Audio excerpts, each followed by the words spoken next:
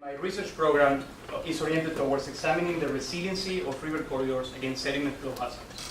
So the whole idea gravitates around how can we improve the capacity of riverine systems to recover from the geoenvironmental impacts caused by sediment pulses.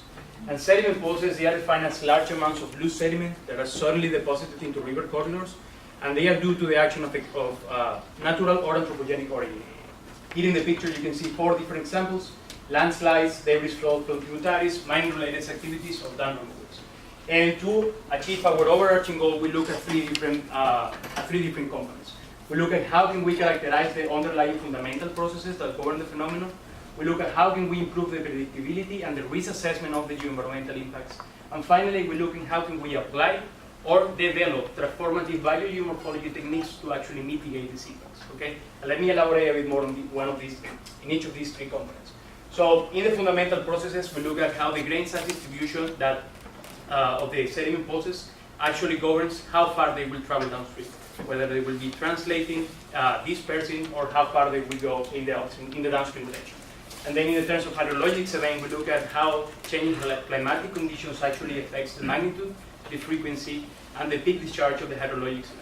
And not only the ones that may trigger the occurrence of sediment pulses, but also how can we predict with a certain degree of accuracy the sequence of future flow that will govern the long-term propagation of the sediment pulses.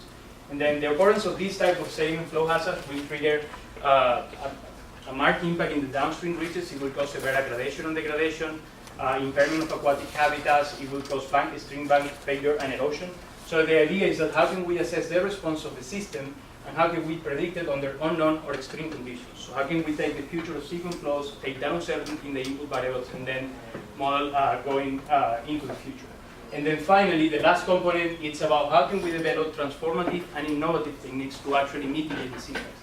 How can we alter the properties of non-cohesive sediment, sand and gravel, to actually reduce the erosion of this type of sediment as going downstream?